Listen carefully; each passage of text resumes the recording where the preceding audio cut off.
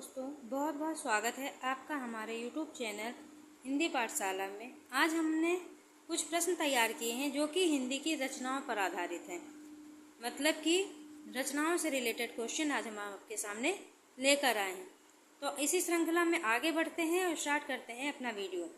तो हमारा पहला प्रश्न है, ज्ञानपीठ पुरस्कार पाने वाले हिंदी के प्रथम साहित्यकार हैं। फिर से रिपीट करते हैं कि ज्ञानपीठ पुरस्कार पाने वाले हिंदी के प्रथम साहित्यकार हैं अज्ञेय, महादेवी वर्मा या सुमित्रा नंदन पंत। इसमें हमें ये बताना है कि जो ज्ञानपीठ पुरस्कार दिया जाता है साहित्य के क्षेत्र में, वो पाने वाला हिंदी का प्रथम साहित्यकार कौन है। तो अज्ञेय, महादेवी वर्मा या फिर सुमित्रा नंदन पंत। राइट ऑप्शन हो जाएगा आपका सुमित्रा नंदन पंत। दूसरा क्वेश्चन है हमारा, दिनकर को भारतीय ज्ञानपीठ पुरस्कार प्राप्त हुआ।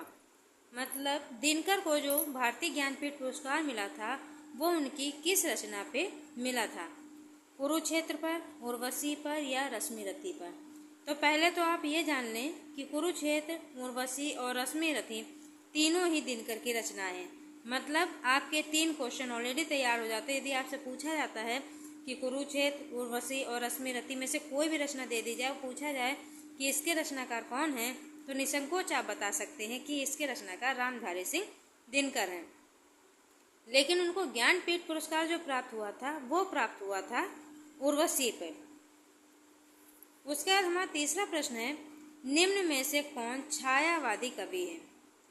नागार्जुन, तुलसीदास, सुमित्रा नंदन पंत। छायावाद के जो कवि हैं वो हमारे होंगे सुमित्रा नंदन पंत। तो आपका सेकंड ऑप्शन जो है बिल्कुल सही है। उसके बाद प्रश्न आता है, चांद का मुंह टेढ़ा है के रचयिता कौन है। ये तो भाई रचना ही बहुत अद्भुत है, याद रखनी पड़ेगी। चांद का मुंह टेढ़ा है, इसके रचनाकार कौन है। भवानी प्रसाद मिश्र, गजानन माधव मुक्तिबोध या फिर हरिश्चंद्र। तो आपको बता दें मित्रों, इसका राइट आंसर होगा हमारा मुक्तिबोध, मतलब गजानन माधव मुक्तिबोध।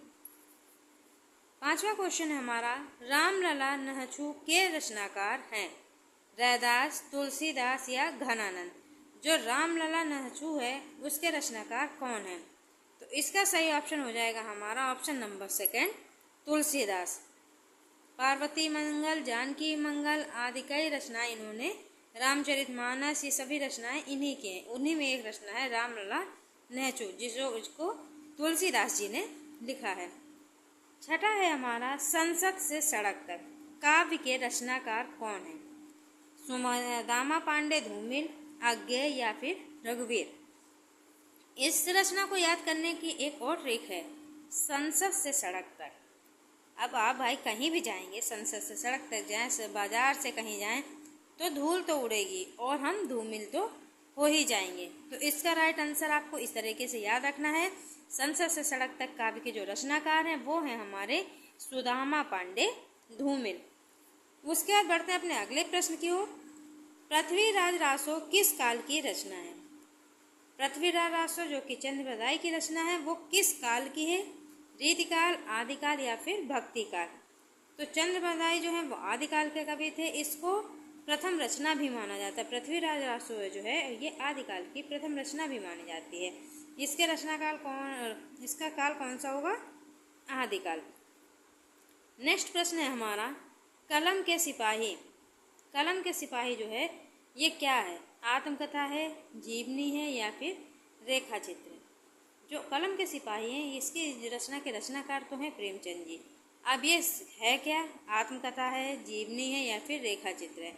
तो बच्चों मित्रों, ये हमारा जो है जीवनी है। कलम के सिपाही एक जीवनी विधा है। लास्ट क्वेश्चन है हमारा, मैथिल कोकिल किसे कहा जाता है। चंद्रबरदाई, विद्यापति या फिर हेमचंद को। तो मैथिल कोकिल जो है उस नाम से संबोधित करते हैं हम विद्यापति को। उम्मीद करते हैं आज आपने इन प्रश्नों से कुछ सीखा होगा और ये सभी प्रश्न यकीन मानिए आपके कंपटीशन के लिए बहुत ही इम्पोर्टेंट है। इसलिए इस तरीके से थोड़े थोड़े प्रश्नों को पढ़ते जाइए और कंपटीशन की तैयारी करते जाइए। इसी उम्मीद के साथ कि आप हमारे चैनल को लाइक करेंगे, सब्सक्राइब करेंगे। मिलते हैं अपने नेक्स्ट वीडियो में, तब तक के लिए बाय बाय।